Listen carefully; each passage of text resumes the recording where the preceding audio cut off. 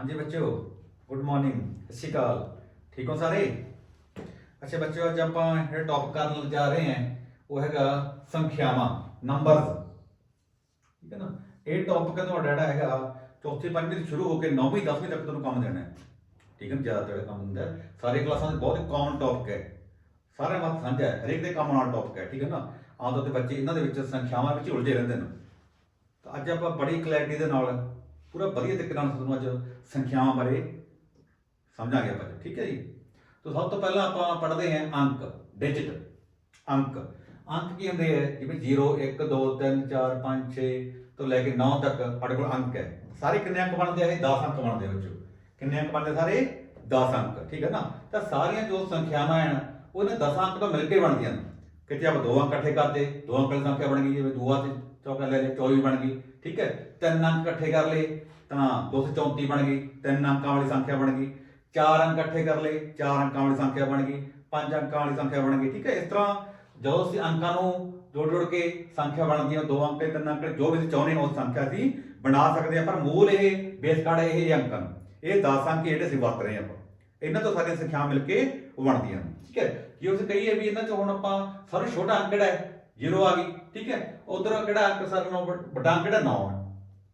ਹੁਣ ਕਈ ਵਾਰੀ ਆਪਾਂ ਸਭ ਤੋਂ ਭਾਵੇਂ ਕਿ ਸਭ ਤੋਂ ਵੱਡੀ ਸੰਖਿਆ ਦੱਸੋ ਕਿਹੜੀ ਹੈ, ਤਾਂ ਸਭ ਤੋਂ ਪਹਿਲਾਂ ਇਹ ਦੇਖਣਾ ਪਊ ਸਾਨੂੰ ਵੀ ਇਹਨਾਂ ਵਿੱਚ ਸਾਨੂੰ ਵੱਡਾ ਅੰਕ ਕਿਹੜਾ ਹੈ। ਤਾਂ ਬੱਚੇ ਤੁਹਾਨੂੰ ਪਤਾ ਵੀ ਵੱਡਾ ਅੰਕ ਕਿਹੜਾ ਹੈ? 9 ਆ ਸਾਡੇ ਕੋਲ। ਸਾਨੂੰ ਵੱਡਾ ਅੰਕ ਕਿਹੜਾ ਆ ਗਿਆ? 9। ਤਾਂ ਜਦੋਂ ਅਸੀਂ ਵੱਡੀ ਤੋਂ ਵੱਡੀ ਸੰਖਿਆ ਬਣਾਉਣੀ ਹੋਊਗੀ ਤਾਂ ਉਹਦੇ ਵਿੱਚ ਵੀ 9 ਹੀ ਆਊ ਫਿਰ, ਕਿਉਂਕਿ ਵੱਡੇ ਤੋਂ ਵੱਡਾ ਅੰਕ ਹੀ 9 ਆ ਜਦੋਂ।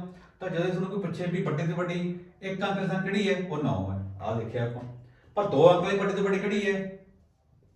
2 9 ਯਾਨੀ 99 ਆ ਗਈ। 3 ਅੰਕ ਵਾਲੀ ਵੱਡੀ 3 9, ਕਿਉਂਕਿ ਵੱਡਾ ਅੰਕ ਹੀ 9 ਆ ਸਾਰਾ। ਸਾਡੇ ਕੋਲ ਇਹ ਸਾਰੇ ਅੰਕਾਂ ਦੇ ਵਿੱਚੋਂ ਵੱਡਾ ਅੰਕ 9 ਹੈ।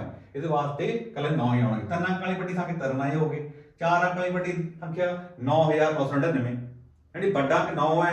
ਤੇ ਜਦੋਂ ਤੁਸੀਂ ਵੱਡੀ ਸੰਖਿਆ ਬਣਾਉਣੀ ਹੈ ਤਾਂ 9 ਨੂੰ ਹੀ ਵਰਤਣਾ ਹੈ।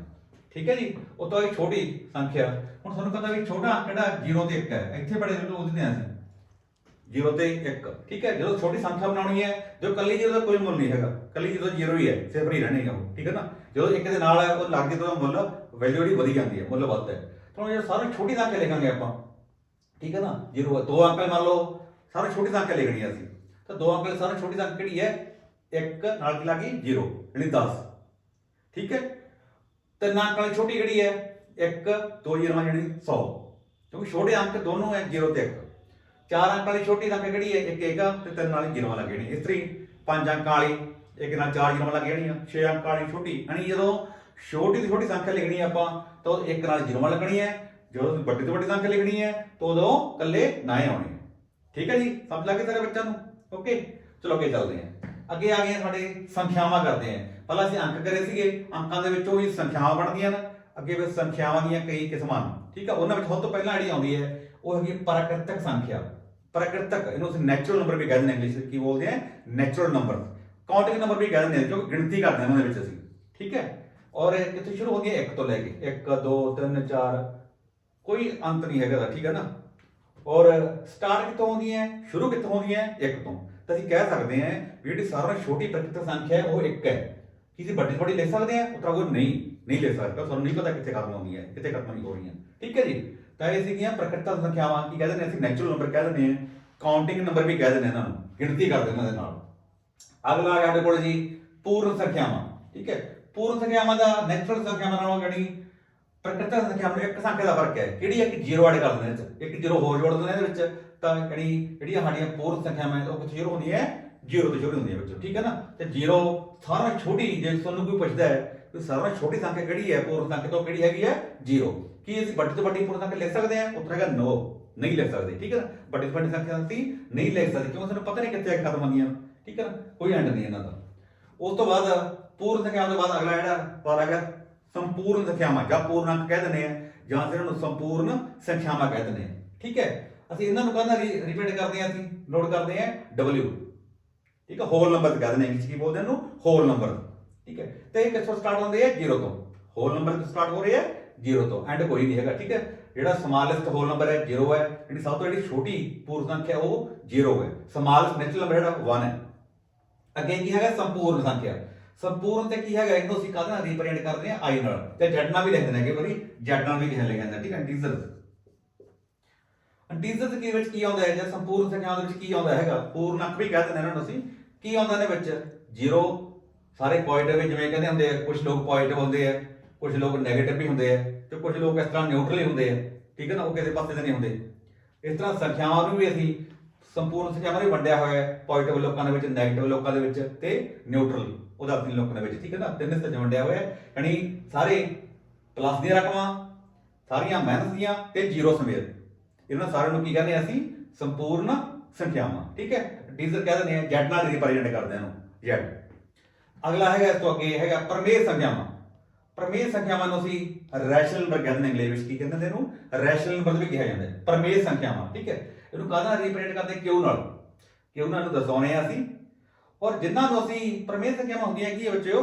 ਦੇਖੋ, ਜਿਨ੍ਹਾਂ ਨੂੰ ਅਸੀਂ p/q ਦੇ ਰੂਪ ਵਿੱਚ, ਯਾਨੀ p/q ਦੇ ਰੂਪ ਵਿੱਚ ਲਿਖ ਸਕਦੇ ਹਾਂ, ਯਾਨੀ ਬਟਿਆਂ ਵਿੱਚ ਲਿਖ ਸਕਦੇ ਹਾਂ, ਤੇ ਭਿੰਨਾਂ ਦੇ ਰੂਪ ਵਿੱਚ ਲਿਖ ਸਕਦੇ ਹਾਂ ਅਸੀਂ, ਠੀਕ ਹੈ ਨਾ। ਉਹਨਾਂ ਨੂੰ ਅਸੀਂ ਕੀ ਕਹਿੰਦੇ ਆ? ਪਰ ਨੀਚੇ ਵਾਲਾ ਜਿਹੜਾ ਹੈਗਾ ਹੇਠਾਂ ਵਾਲਾ ਕਿਉਂ ਜ਼ੀਰੋ ਨਹੀਂ ਹੋਣਾ ਚਾਹੀਦਾ ਬੱਚੇ, ਉਹ ਗੱਲ ਧਿਆਨ ਰੱਖਿਓ। ਪ੍ਰਮੇୟ ਸੰਖਿਆਵਾਂ ਅਸੀਂ ਕਹਿੰਦੇ ਆ ਸਾਰੀਆਂ ਬਟਿਆਂ ਵਾਲੀਆਂ ਰਕਮਾਂ ਨੂੰ, ਪਰ ਨੀਚੇ ਜ਼ੀਰੋ ਨਹੀਂ ਹੋਣਾ, ਠੀਕ ਹੈ। p/q ਦੇ ਰੂਪ ਵਿੱਚ ਹੋਣਗੀਆਂ, ਪਰ q ਜ਼ੀਰੋ ਨਹੀਂ ਹੈ, q ਜ਼ੀਰੋ ਨਹੀਂ ਹੈ, ਨੀਚੇ ਵਾਲਾ ਜ਼ੀਰੋ ਨਹੀਂ ਹੋ ਸਕਦਾ, ਠੀਕ ਹੈ। ਜਿਵੇਂ ਲਾ ਲਓ ਆ ਜ਼ੀਰੋ, ਜ਼ੀਰੋ ਹੁਣ ਉਲਝਿਆ ਦੇ ਵਿੱਚ ਜ਼ੀਰੋ ਪ੍ਰਮੇୟ ਸੰਖਿਆ ਹੈ ਕਿ ਨਹੀਂ? ਤਾਂ ਉੱਤਰ ਆਊਗਾ ਯੈਸ, ਹਾਂ, ਜ਼ੀਰੋ ਵੀ ਇੱਕ ਪ੍ਰਮੇୟ ਸੰਖਿਆ ਹੈ, ਕਿਉਂਕਿ ਜ਼ੀਰੋ ਨੂੰ ਅਸੀਂ 0/1 ਵੀ ਲਿਖ ਸਕਦੇ ਹਾਂ, 0/1 ਲਿਖ ਸਕਦੇ ਹਾਂ। ਹੁਣ 5 ਹੈ, ਕੀ 5 ਪ੍ਰਮੇୟ ਸੰਖਿਆ ਹੈ? ਤਾਂ ਆਨਸਰ ਹੈਗਾ ਯੈਸ, ਹਾਂ, ਕਿਉਂਕਿ 5 ਵਟੇ ਅਸੀਂ ਇੱਕ ਵੀ ਲਿਖਿਆ ਜਾ ਸਕਦਾ ਹੈ, ਠੀਕ ਹੈ। ਇਹਨੂੰ ਅਸੀਂ ਵੱਡਿਆਂ 'ਚ ਲਿਖ ਸਕਦੇ ਹਾਂ, ਭਿੰਨਾਂ 'ਚ ਲਿਖ ਸਕਦੇ ਹਾਂ, 1/2 ਹੋ ਗਿਆ, 5/6 ਹੋ ਗਿਆ, ਹੋਰ ਬਹੁਤ ਸਾਰੀਆਂ ਆਪਾਂ ਲਿਖ ਸਕਦੇ ਹਾਂ। ਤਾਂ ਉਹ ਸੰਖਿਆਵਾਂ ਜਿਨ੍ਹਾਂ ਨੂੰ ਅਸੀਂ ਵਟਿਆਂ ਦੇ ਵਿੱਚ, ਭਿੰਨਾਂ ਦੇ ਰੂਪ ਵਿੱਚ ਲਿਖ ਸਕਦੇ ਹਾਂ, ਉਹਨਾਂ ਨੂੰ ਅਸੀਂ ਕੀ ਕਹਿੰਦੇ ਆ? ਪ੍ਰਮੇୟ ਸੰਖਿਆਵਾਂ ਕਿਹਾ ਜਾਂਦਾ ਹੈ, ਠੀਕ ਹੈ ਜੀ। ਅਗਲਾ ਹੈਗਾ ਆਪਣਾ ਅਪਰਮੇୟ। ਅਪਰਮੇୟ ਨਾਂ ਤੋਂ ਪਤਾ ਲੱਗ ਰਿਹਾ, ਜੇ ਪ੍ਰਮੇୟ ਹੈ ਉਹਦੇ ਅੱਗੇ ਆ ਲਾਤਾ, ਠੀਕ ਹੈ, ਉਹਦਾ ਵਿਰੋਧੀ ਹੋ ਗਿਆ, ਉਹਦਾ ਉਲਟ ਹੋ ਗਿਆ, ਠੀਕ ਹੈ। ਯਾਨੀ ਉਹ ਸੰਖਿਆਵਾਂ ਜਿਨ੍ਹਾਂ ਨੂੰ p/q ਦੇ ਰੂਪ ਵਿੱਚ ਨਹੀਂ ਲਿਖ ਸਕਦੇ, ਜਿਨ੍ਹਾਂ ਨੂੰ ਵਟਿਆਂ ਦੇ ਵਿੱਚ ਆਪਾਂ ਨਹੀਂ ਲਿਖ ਸਕਦੇ, ਉਹਨਾਂ ਨੂੰ ਅਸੀਂ ਕੀ ਕਹਿੰਦੇ ਆ? ਅਪਰਮੇୟ ਸੰਖਿਆਵਾਂ ਕਿਹਾ ਜਾਂਦਾ, ਠੀਕ ਹੈ। p ਨਾਲ ਨੂੰ ਦੱਸਾਉਂਦੇ ਆ ਅਸੀਂ, ਜਿਨ੍ਹਾਂ ਨੂੰ ਅਸੀਂ p/q ਦੇ ਰੂਪ ਵਿੱਚ ਨਹੀਂ ਲਿਖ ਸਕਦੇ, ਜਿਵੇਂ ਵਰਗਮੂਲ 2 ਹੈ, ਸਕੁਅਰ ਰੂਟ ਕਹਿ ਦਿੰਦੇ ਇੰਗਲਿਸ਼ 'ਚ, ਵਰਗਮੂਲ ਕਹਿ ਦਿੰਦੇ, ਠੀਕ ਹੈ। ਪਾਈ ਹੈ, ਪਾਈ, √3 ਹੈ, √5 ਹੈ, ਵਰਗਮੂਲ 3 ਹੈ, ਵਰਗਮੂਲ 5 ਹੈ। ਇਹ ਸਾਰੀਆਂ ਸੰਖਿਆਵਾਂ ਨੂੰ ਅਸੀਂ p/q ਦੇ ਰੂਪ ਵਿੱਚ ਨਹੀਂ ਲਿਖ ਸਕਦੇ, ਠੀਕ ਹੈ ਨਾ। ਕਿਉਂਕਿ ਜੇ ਮੰਨ ਲਓ ਆਪਾਂ ਇਹ ਵਰਗਮੂਲ 2 ਹੈ, ਠੀਕ ਹੈ, 2 ਦਾ ਵਰਗਮੂਲ ਕੱਢਾਂਗੇ 1.4 ਇੱਕ ਅੱਗੇ ਆਈ ਜਾਣਾ, ਯਾਨੀ ਕੋਈ ਐਂਡ ਨਹੀਂ ਹੈਗਾ, ਕਿਤੇ ਖਤਮ ਨਹੀਂ ਹੋਣਾ ਹੈ, ਇਹ ਸੰਖਿਆ ਕਿਤੇ ਖਤਮ ਹੋਣ ਵਾਲੀ ਨਹੀਂ ਹੈਗੀ, ਠੀਕ ਹੈ। ਇਹਦੇ ਵਾਸਤੇ ਨੂੰ p/q ਦੇ ਰੂਪ ਵਿੱਚ ਅਸੀਂ ਨਹੀਂ ਲਿਖ ਸਕਦੇ। ਤੇ ਇਸ ਤਰ੍ਹਾਂ ਦੀਆਂ ਸੰਖਿਆਵਾਂ ਨੂੰ ਜਿਨ੍ਹਾਂ ਨੂੰ ਅਸੀਂ ਭਿੰਨਾਂ ਦੇ ਰੂਪ ਵਿੱਚ ਜਾਂ ਵਟਿਆਂ ਵਿੱਚ ਨਹੀਂ ਲਿਖ ਸਕਦੇ, ਉਹਨਾਂ ਨੂੰ ਅਸੀਂ ਕੀ ਕਿਹਾ ਹੈ? ਉਹਦਾ ਨਾਂ ਕੀ ਰੱਖਿਆ ਅਸੀਂ? ਅਪਰਮੇୟ ਸੰਖਿਆਵਾਂ, ਠੀਕ ਹੈ। ਇੰਗਲਿਸ਼ 'ਚ ਬੋਲਦੇ ਆ ਇਰੈਸ਼ਨਲ ਨੰਬਰ। ਕੀ ਕਿਹਾ ਜਾਂਦਾ? ਇਰੈਸ਼ਨਲ ਨੰਬਰ ਇੰਗਲਿਸ਼ ਵਿੱਚ ਬੋਲਿਆ ਜਾਂਦਾ, ਠੀਕ ਹੈ। ਅਗਲਾ ਆ ਗਿਆ ਵਾਸਤਵਿਕ ਸੰਖਿਆਵਾਂ। ਇਹ 'ਚ ਬੱਚੇ ਬੜੇ ਉਲਝਦੇ ਆ। ਵਾਸਤਵਿਕ ਸੰਖਿਆਵਾਂ ਇੰਗਲਿਸ਼ 'ਚ ਬੋਲਦੇ ਆ ਰੀਅਲ ਨੰਬਰਸ, ਠੀਕ, ਪੰਜਾਬੀ 'ਚ ਕਹਿੰਦੇ ਇਹਨੂੰ ਵਾਸਤਵਿਕ ਸੰਖਿਆਵਾਂ, ਇੰਗਲਿਸ਼ ਕੀ ਬੋਲਿਆ ਜਾਂਦਾ ਹੈ? Real number. ਤਾਂ ਮੈਂ ਤੁਹਾਨੂੰ ਇੱਕ ਸਿੰਪਲ ਡੈਫੀਨੇਸ਼ਨ ਦਿੰਦਾ, ਇੱਕੋ ਲਾਈਨ ਦੇ ਵਿੱਚ ਆਪਾਂ ਖਤਮ ਕਰਦੇ ਹਾਂ ਇਹ ਗੱਲ ਸਾਰੀ, ਠੀਕ ਹੈ ਨਾ। ਵੀ ਜਿਹੜੀਆਂ ਵਾਸਤਵਿਕ ਸੰਖਿਆਵਾਂ ਉਹ ਕਿਹਨੂੰ ਕਿਹਾ ਜਾਂਦਾ ਹੈ? ਵਾਸਤਵਿਕ ਸੰਖਿਆਵਾਂ, ਠੀਕ ਹੈ। ਤਾਂ ਵਾਸਤਵਿਕ ਸੰਖਿਆਵਾਂ ਦੇ ਵਿੱਚ ਕੀ ਆ ਗਿਆ? ਮੈਂ ਇੱਕ ਲਾਈਨ ਦੇ ਵਿੱਚ ਲਿਖਣਾ ਵੀ ਘਟਾਓ ਦੀ ਸੰਖਿਆ ਦੇ ਵਰਗਮੂਲ ਤੋਂ ਬਿਨਾਂ ਸਾਰੀਆਂ ਸੰਖਿਆਵਾਂ ਵਾਸਤਵਿਕ ਹੁੰਦੀਆਂ ਨੇ। ਆਹ ਬੱਚੋ ਜਿੰਨੀਆਂ ਵੀ ਸੰਖਿਆਵਾਂ ਪੜ੍ਹੀਆਂ ਆਪਾਂ ਸਾਰੀਆਂ, ਜਾਂ ਜਿੰਨੀਆਂ ਵੀ ਤੁਸੀਂ ਪੜ੍ਹਦੇ ਹੋ 10ਵੀਂ ਤੋਂ ਪਹਿਲਾਂ, 10ਵੀਂ ਕਲਾਸ ਤੋਂ ਪਹਿਲਾਂ ਵਾਲੀ ਜਿੰਨੀਆਂ ਤੁਸੀਂ ਪੜ੍ਹਦੇ ਹੋ ਸਿਲੇਬਸ ਜਿਹੜੀਆਂ ਹੈਗੀਆਂ, ਉਹ ਸਾਰੀਆਂ ਅਸੀਂ ਵਾਸਤਵਿਕ ਸੰਖਿਆਵਾਂ ਹੀ ਪੜ੍ਹਦੇ ਹਾਂ, ਠੀਕ ਹੈ ਨਾ। ਕੀ ਲਿਖਿਆ ਮੈਂ? ਵਾਸਤਵਿਕ ਸੰਖਿਆਵਾਂ ਦੇ ਵਿੱਚ ਕੀ ਇਹਨੂੰ ਰੀਅਲ ਨੰਬਰ ਕਿਹਾ ਜਾਂਦਾ ਇੰਗਲਿਸ਼ ਵਿੱਚ, ਯਾਨੀ ਘਟਾਓ ਦੀ ਰਕਮ ਸੰਖਿਆ ਦੇ ਵਰਗਮੂਲ ਤੋਂ ਬਿਨਾਂ, ਵੀ ਘਟਾਓ ਦੀ ਰਕਮ ਦਾ ਵਰਗਮੂਲ ਨਹੀਂ ਹੋਣਾ ਚਾਹੀਦਾ, negative square root of negative number ਨਹੀਂ ਹੋਣਾ ਚਾਹੀਦਾ, ਠੀਕ ਹੈ ਨਾ। ਉਹ ਸਾਡੇ ਕੋਲ ਉਹ ਰੀਅਲ ਨੰਬਰ ਨਹੀਂ ਹੈ, ਉਹ ਵਾਸਤਵਿਕ ਸੰਖਿਆ ਨਹੀਂ ਹੈ। ਬਾਕੀ ਜਿੰਨੀਆਂ ਵੀ ਸਾਰੀਆਂ ਸੰਖਿਆਵਾਂ ਪੜ੍ਹਦੀਆਂ ਅਸੀਂ, ਉਹਨਾਂ ਸਾਰਿਆਂ ਨੂੰ ਅਸੀਂ ਵਾਸਤਵਿਕ ਸੰਖਿਆਵਾਂ ਰੀਅਲ ਨੰਬਰ ਤਾਂ ਕਹਿੰਦੇ ਹਾਂ। ਜਿਵੇਂ ਇੱਥੇ ਮੈਂ ਐਗਜ਼ਾਮਪਲ ਦਿੱਤੀ ਇੱਕ ਵੀ ਆ 2 ਹੈ, ਮਿਹਨਤ ਦਾ ਹੈ, ਘਟਾਓ ਦਾ ਹੈ, ਉੱਪਰ ਕੀ ਲੱਗਿਆ? ਸਕੁਅਰ ਰੂਟ ਲੱਗਿਆ, ਵਰਗਮੂਲ ਕਹਿੰਦੇ ਪੰਜਾਬੀ ਚ, ਇੰਗਲਿਸ਼ ਸਕੁਅਰ ਰੂਟ ਬੋਲਦੇ ਆ, ਠੀਕ ਹੈ ਨਾ। ਤੇ ਇਹ ਵਾਸਤਵਿਕ ਸੰਖਿਆ ਨਹੀਂ ਹੈ, ਇਹ ਰੀਅਲ ਨੰਬਰ ਨਹੀਂ ਹੈ। ਬਾਕੀ ਜਿੰਨੇ ਵੀ ਨੰਬਰ ਪੜ੍ਹਦੇ ਅਸੀਂ ਰੀਅਲ ਨੰਬਰ ਹੁੰਦੇ ਆ, ਸਿਰਫ ਘਟਾਓ ਦੀ ਰਕਮ ਦਾ ਵਰਗਮੂਲ ਨਹੀਂ ਹੋਣਾ ਚਾਹੀਦਾ, ਠੀਕ ਹੈ। Square root of negative number is not a real number. ਅੱਗੇ ਬੱਚੇ ਆਪਾਂ ਦੱਸਦੇ ਹਾਂ ਨੂੰ ਆਪਾਂ ਵੈਨ ਡਾਇਗਰਾਮ ਬਣਾਈ ਹੈ ਇਹਦੀ, ਤਾਂ ਕਿ ਤੁਹਾਨੂੰ ਸੌਖਾ ਸਮਝ ਲੱਗੇ। ਵੇਨ ਡਾਇਗਰਾਮ ਕੀ ਹੈ? ਕਈ ਵੀ ਸੰਖਿਆਵਾਂ ਇੱਕ ਦੇ ਵਿੱਚ ਰਲ ਜਾਂਦੀਆਂ, ਬੱਚੇ ਨੂੰ ਸਮਝ ਨਹੀਂ ਲੱਗਦੀਆਂ ਵੀ ਕਿਹੜੀ ਕਿੱਥੇ ਆਈ, ਕਿਹੜੀ ਕਿਹਦੇ ਵਿੱਚ ਗਿਣੀ ਜਾਂਦੀ ਹੈ। ਤਾਂ ਸਭ ਤੋਂ ਪਹਿਲਾਂ ਕੀ ਬਣਾਇਆ ਆਪਾਂ?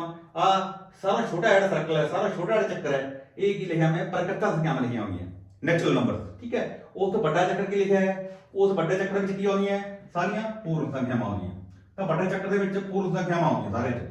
ਤਾਂ ਵੱਡੇ ਚੱਕਰ ਦੇ ਵਿੱਚ ਛੋਟਾ ਚੱਕਰ ਵੀ ਆਉਂਦਾ ਹੈ, ਇਹਦਾ ਮਤਲਬ ਪੂਰਨ ਦੇ ਵਿੱਚ ਹੀ ਆਉਂਦੀਆਂ ਪ੍ਰਕਿਰਤਕ ਵੀ, ਸਮਝ ਲੱਗ ਰਹੀ ਨਾ ਗੱਲ। ਆ ਛੋਟਾ ਚੱਕਰ ਹੈ, ਆ ਵੱਡਾ ਚੱਕਰ ਹੈ। ਵੱਡਾ ਚੱਕਰ ਕਾਹਦਾ ਹੈ? ਪੂਰਨ ਸੰਖਿਆਵਾਂ ਦਾ, ਯਾਨੀ ਹੋਲ ਨੰਬਰ ਦਾ। ਠੀਕ ਹੈ, ਤਾਂ ਛੋਟਾ ਚੱਕਰ ਦੇ ਵਿੱਚ ਹੀ ਆਉਂਦਾ ਹੈ। ਇਹਦਾ ਮਤਲਬ ਪੂਰਨ ਸੰਖਿਆਵਾਂ ਦੇ ਵਿੱਚ ਹੀ ਅੰਦਰ ਹੀ ਪ੍ਰਕਿਰਤਕ ਸੰਖਿਆਵਾਂ ਆਉਂਦੀਆਂ ਨੇ। ਠੀਕ ਹੈ, ਉਸ ਤੋਂ ਵੱਡਾ ਚੱਕਰ ਕਿਹੜਾ ਆ ਗਿਆ? ਸੰਪੂਰਨ ਸੰਖਿਆਵਾਂ। ਇਹ ਚੱਕਰ ਕਿਹੜਾ ਹੋਇਆ? ਸੰਪੂਰਨ ਸੰਖਿਆਵਾਂ, ਜਿਹੜੀ ਇੰਟੀਜਰਸ z। ਠੀਕ ਹੈ, ਤਾਂ ਸੰਪੂਰਨ ਸੰਖਿਆਵਾਂ ਚੱਕਰ ਹੈ ਇਹ ਵਾਲਾ। ਦੇਖੋ ਆਹ ਸੰਪੂਰਨ ਸੰਖਿਆਵਾਂ ਚੱਕਰ ਹੈਗਾ, ਇਹਦੇ ਵਿੱਚ ਆਹ ਪੂਰਨ ਵਾਲਾ ਵੀ ਚੱਕਰ ਵਿੱਚ ਹੀ ਆਉਂਦਾ ਤੇ ਪ੍ਰਕਿਰਤਕ ਵਾਲਾ ਚੱਕਰ ਵੀ ਵਿੱਚ ਹੀ ਆਉਂਦਾ। ਇਹਦਾ ਮਤਲਬ ਸੰਪੂਰਨ ਸੰਖਿਆਵਾਂ ਦੇ ਵਿੱਚ ਪੂਰਨ ਵੀ ਆਉਂਦੀਆਂ ਨੇ ਤੇ ਪ੍ਰਕਿਰਤਕ ਵੀ ਆਉਂਦੀਆਂ, ਦੋਨੇ ਹੀ ਇਹਦੇ ਵਿੱਚ ਗਿਣੀਆਂ ਜਾਂਦੀਆਂ ਨੇ। ਠੀਕ ਹੈ, ਉਸ ਤੋਂ ਅਗਲਾ ਜਿਹੜਾ ਹੈਗਾ ਵੱਡਾ ਚੱਕਰ ਆ ਗਿਆ, ਸਾਰਿਆਂ ਨਾਲੋਂ ਵੱਡਾ ਚੱਕਰ, ਉਹ ਕੀ ਆ ਗਿਆ? ਪ੍ਰਮੇਯ ਸੰਖਿਆਵਾਂ। ਤਾਂ ਵੱਡਾ ਚੱਕਰ ਜਿਹੜਾ ਇੱਥੋਂ ਲੱਗਿਆ ਆਹ ਵਾਲਾ ਚੱਕਰ, ਇਹਦੇ ਵਿੱਚ ਬਾਕੀ ਸਾਰੇ ਚੱਕਰ ਆਉਂਦੇ ਆ। ਆ ਜੋ ਵੱਡਾ ਚੱਕਰ ਹੈਗਾ ਇਹਦੇ ਵਿੱਚ ਆ ਸਾਰੇ ਬਾਕੀ ਚੱਕਰ ਵੀ ਵਿੱਚ ਹੀ ਇਹਦੇ ਆਉਂਦੇ ਆ। ਇਹਦਾ ਮਤਲਬ ਇਹ ਹੋਇਆ ਵੀ ਜਿਹੜੀਆਂ ਪ੍ਰਮੇਯ ਸੰਖਿਆਵਾਂ ਨਾ, ਉਹ ਇਹਨਾਂ ਆ ਜਿਹੜੇ ਸਾਰੀਆਂ ਸੰਖਿਆਵਾਂ ਇਹ ਪ੍ਰਮੇਯ ਸੰਖਿਆਵਾਂ ਵਿੱਚ ਹੀ ਆਉਂਦੀਆਂ। ਸਮਝ ਲੱਗੀ ਨਾ? ਪ੍ਰਕਿਰਤਕ ਸੰਖਿਆਵਾਂ, ਪੂਰਨ ਸੰਖਿਆਵਾਂ, ਸੰਪੂਰਨ ਸੰਖਿਆਵਾਂ ਸਾਰੀਆਂ ਕਿਹਦੇ ਵਿੱਚ ਆਉਂਦੀਆਂ? ਪ੍ਰਮੇਯ ਸੰਖਿਆਵਾਂ ਦੇ ਅੰਡਰ ਹੀ ਆਉਂਦੀਆਂ। ਠੀਕ ਹੈ, ਪ੍ਰਮੇਯ ਸੰਖਿਆਵਾਂ ਵਿੱਚ ਹੀ ਸਾਰੀਆਂ ਗਿਣੀਆਂ ਜਾਂਦੀਆਂ ਨੇ। ਤੇ ਇਸ ਤਰ੍ਹਾਂ ਅਸੀਂ ਕਹਿ ਸਕਦੇ ਹਾਂ ਜਿਹੜੀਆਂ ਅੱਗੇ ਪ੍ਰਮੇਯ ਆ ਗਿਆ, ਪ੍ਰਮੇਯ ਸੰਖਿਆਵਾਂ ਨੂੰ ਅਸੀਂ ਦੋ ਤਰੀਕੇ ਨਾਲ ਲਿਖ ਸਕਦੇ ਹਾਂ। ਦੇਖੋ ਪ੍ਰਮੇਯ ਸੰਖਿਆ ਤੇ ਕੀ ਹੈ? ਆਪਰਮੇਯ। ਪ੍ਰਮੇਯ ਤੇ ਆਪਰਮੇਯ ਦੋਨੋਂ ਮਿਲ ਕੇ ਹੀ ਵਾਸਤਵਿਕ ਸੰਖਿਆਵਾਂ ਬਣਦੀਆਂ ਨੇ। ਪ੍ਰਮੇਯ ਸੰਖਿਆਵਾਂ ਪਲੱਸ ਆਪਰਮੇਯ ਦੋਨੋਂ ਮਿਲ ਕੇ ਹੀ ਕੀ ਬਣਾਉਂਦੀਆਂ? ਵਾਸਤਵਿਕ ਸੰਖਿਆਵਾਂ। ਜਾਂ ਆਪਾਂ ਇਹ ਕਹਿ ਸਕਦੇ ਹਾਂ ਵਾਸਤਵਿਕ ਸੰਖਿਆਵਾਂ ਦੇ ਦੋ ਹਿੱਸੇ ਬਣ ਸਕਦੇ ਆ, ਪ੍ਰਮੇਯ ਅਤੇ ਆਪਰਮੇਯ। ਤੇ ਅੱਜ ਦਾ ਜਿਹੜਾ ਟੌਪਿਕ ਸੀਗਾ ਆਪਣਾ ਸੰਖਿਆਵਾਂ ਬਾਰੇ। ਠੀਕ ਹੈ ਨਾ ਬੱਚਿਓ, ਇਹ ਸਾਰੀਆਂ ਕਲਾਸਾਂ ਲਈ ਬਹੁਤ ਜ਼ਰੂਰੀ ਟੌਪਿਕ ਹੈ, ਕਿਉਂਕਿ ਜਿੰਨਾ ਚਿਰ ਬੱਚਿਆਂ ਨੂੰ ਇਹ ਸੰਖਿਆਵਾਂ ਬਾਰੇ ਪੂਰਾ ਸਮਝ ਨਹੀਂ ਹੈਗੀ, ਕਿ ਕਨਸੈਪਟ ਕਲੀਅਰ ਨਹੀਂ ਹੈਗਾ, ਤਾਂ ਬੱਚੇ ਬਹੁਤ ਉਲਝੇ ਰਹਿੰਦੇ ਨੇ ਸੰਖਿਆਵਾਂ ਦੇ ਵਿੱਚ। ਠੀਕ ਹੈ ਨਾ, ਤਾਂ ਮੈਂ ਪੂਰੀ ਬਰੀਕੀ ਦੇ ਨਾਲ ਸਮਝਾਉਣ ਦੀ ਕੋਸ਼ਿਸ਼ ਕੀਤੀ ਹੈ। ਮੈਨੂੰ ਲੱਗਦਾ ਹੈ ਸਾਰੇ ਬੱਚਿਆਂ ਨੂੰ ਬਹੁਤ ਹੀ ਵਧੀਆ ਸਮਝ ਆਈ ਹੋਊਗੀ। ਠੀਕ ਹੈ ਨਾ, ਉਮੀਦ ਕਰਦਾ ਵੀ ਸਾਰੇ ਬੱਚਿਆਂ ਨੂੰ ਵਧੀਆ ਸਮਝ ਲੱਗੀ ਹੋਊ। ਫਿਰ ਵੀ ਕੋਈ ਨਹੀਂ ਸਮਝ ਲੱਗੀ ਤਾਂ ਕਮੈਂਟ ਕਰਿਓ ਸਾਰੇ ਬੱਚੇ। ਠੀਕ ਹੈ, ਥੈਂਕ ਯੂ, ਧੰਨਵਾਦ ਜੀ।